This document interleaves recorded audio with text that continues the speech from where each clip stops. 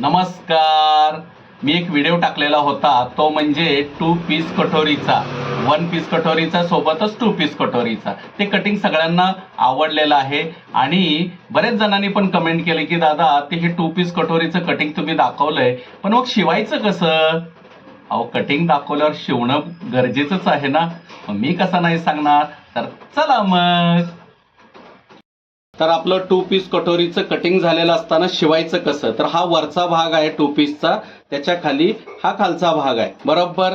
तर आता काय माहितीये का, हे लावताना आपण इथे जो चटका मारलेला आहे आणि ह्यालाही चटका आहे, म्हणजेच खूण केलेली, तो इथं बरोबर आपल्याला असं मिळवायचं आहे. पण तुम्ही बघा, इथं एक दोरावर पाव इंचाच्या आतमध्ये कमी आहे, कारण कमी असणंच गरजेचं आहे, त्याशिवाय कटोरी उभारून दिसणार नाही. तर काय करायचं, हा भाग खाली ठेवायचा, हा वरचा भाग असा व्यवस्थित ठेवायचा.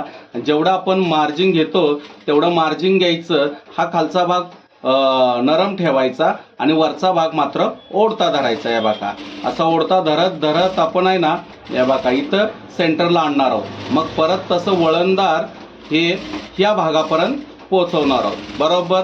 तसंच दुसऱ्याही कटोरीला आपण त्याच पद्धतीने समोरासमोर ठेवून हे बघा हिकडला भाग लावणार आहोत. एक बाजू समोरनी लावली, एक बाजू साईडनं लावायचं.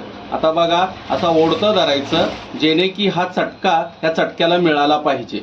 पुढे मागे अजिबात करायचा नाही, हे बघा, बरोबर. मग त्यानंतर हे बघा हे कडेपर्यंत आणलं, बरोबर. आता याच्यावरनं आपण एक डबल टिप घेणं गरजेचं आहे. हे बघा, असं व्यवस्थित ओढून धरायचं, जेणे की ते व्यवस्थित शिवलं जातं. हे बघा, सरळ 2 टिपा आपण मारून घेतल्या, बरोबर ना. आता हे दोन्ही पीस आपले शिवून झालेले आहेत, तुम्ही बघू शकता. मग त्यानंतर ना आपण काय करायचं, असं व्यवस्थित नख मारून घ्यायचं. नख मारल्यानंतर ना हा पीस आपला असा तयार होईल, बरोबर. तसाच दुसराही पीस आपण आहे ना, नख मारून घ्यायचं व्यवस्थित, म्हणजे त्याचं मार्जिन मात्र खाली जातं. म्हणजे हे पण पीस आपला कसा तयार झालेला आहे तुम्ही बघू शकता. अजिबात इकडे कमी करायचं नाही, इकडं पण कमी जास्ती करायचं नाही. मग त्यानंतर काय करायचं माहिती आहे का, हा भाग उलगडायचा, बरोबर. उलगडल्यानंतर हे दोन्ही चटकेला समान घ्यायचं. या बघा, ही दोन्ही चटके आहेत ना, हे समान घ्यायचं आणि ह्याचं शिवलेलं हे मार्जिन हे पण अगदी एकमेकांबरोबर समान घ्यायचं, बरोबर. मग असं हे समान अंतर धरलं की हा भाग शिवणाचा वरती टाकायचा, बरोबर. वरती टाकल्यानंतर ना तुम्ही बघू शकताय की असं खाली ठेवायचं आणि आपल्याला एक अर्धा ते पाऊण इंच, हे बघा, अर्धा ते पाऊण इंचच्या हिशोबाने आपण इथे मार्किंग करायचं, बरोबर. मार्किंग केल्यानंतर ना हे बघा, एवढं मार्किंग करायचं आणि हा टक्स मात्र याच्या खाली घ्यायचा, हे शिवण मार्जिनच्या खाली घ्यायचं. या बघा, असा व्यवस्थित टक्स घ्यायचा, जो आपण 4 टक्सला कसा घेतो तसा. मग त्यानंतर ना तुम्ही बघू शकता, याला नख मारल्यानंतर ना आपली 2 पीस कटोरी अशी व्यवस्थित होणार आहे, बरोबर. तशी दुसरीही कटोरी मी करून घेतो आणि मग कटोरी जोडून दाखवतो. आता बघा, हे दोन्ही कटोरीनं मी टक्स मारून व्यवस्थित उठावा आणलेला आहे. आता काय करायचं, हा पीस आहे ना याला जोडायचा. हे बघा, हा पीस याला जोडायचा आणि हा पीस इकडल्या दिशेला याला जोडायचा. बघा, आता मी जोडून तुम्हाला दाखवतो, म्हणजे तुमच्या लक्षात येईल. ही कटोरी जोडताना ही जरा ओढती कटोरी धरायची, 5 इंच पुढे सोडायचं, म्हणजे गळ्याचा आकार आपल्याला समान येतो. हे बघा, असं ओढती धरायची कटोरी आणि व्यवस्थित जसं जात आहे ना तसं जाऊ द्यायचं. हे बघा, अगदी एकसारखं त्या पद्धतीने इथे मिळवायची, बरोबर. मग तशीच दुसरी टीप ही आपण त्याच पद्धतीने घेणार आहोत. हे बघा, अजिबात इथं चिमट्या पडू द्यायचं नाही. हे वरचा खालचा भाग एकसारखा बोटाने चाळून चाळून आपण घ्यायचा. आता ही बाजू झाली.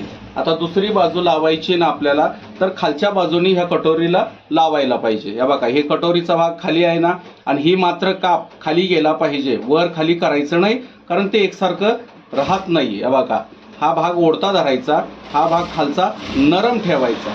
कधी पण कटोरी जोडताना आहे ना क्रॉस असती, त्याच्यामुळे त्याला आहे ना आकसून जातं. ओढती धरली ना ते बरोबर, हे बघा, इथपर्यंत जसं जात आहे ना तसं जाऊ द्यायचं. इथं अंतर बघायचं आपल्या गळ्याची इथं येतंय का. मग गळ्याला येत नसेल तर खालचा भाग नरम ठेवायचा आणि वरचा भाग असा व्यवस्थित धरून इथं मिळवायचा. म्हणजे बघा, तुमच्या लक्षात येईल, कटोरी लावल्यानंतर ना जो पुढच्या गळ्याचा आकार असतो तो सुद्धा व्यवस्थित आला पाहिजे. हे बघा, तुम्हाला मी इथं नख मारतो, कुणी या बाजूला काप टाकतं, कुणी ह्या बाजूला काप टाकतं. म्हणजे तुम्ही बघू शकताय हा गळ्याचा आकार असा व्यवस्थित एकसारखा आला पाहिजे. तसंच दुसऱ्याही भागाचा बघून घ्यायचं आणि हे काप इकडे टाकून असं नख मारून घ्यायचं आणि व्यवस्थित कटोरीचा उठाव बघायचा आणि गळ्याचा आकार बघायचा आपला बरोबर झालेला आहे का. मग त्यानंतरनं योक पीस लावायचा.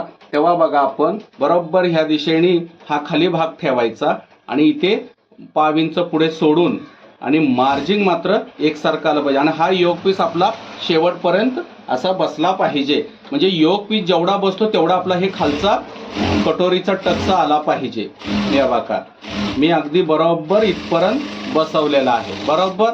मग त्यानंतरने आपण सरळ दुसरी टीप घ्यायची आणि हा टक्सा आहे ना, हे बघा ह्या टक्स इथं बसवलेला असतो, याला न कळत एक चटका मारायचा. म्हणजे हा जरा मोकळा भाग पडला की आपला हा कटोरीचा भाग रीतसर व्यवस्थित राहील. हे बघा असा व्यवस्थित हा आपला फ्रंट तयार होतो बरोबर ना. तसाच दुसराही फ्रंट मी करून घेतो. आता दुसरा योक पीस लावणार आहोत, तेव्हा ही कटोरी आपली वरती ठेवली जाते.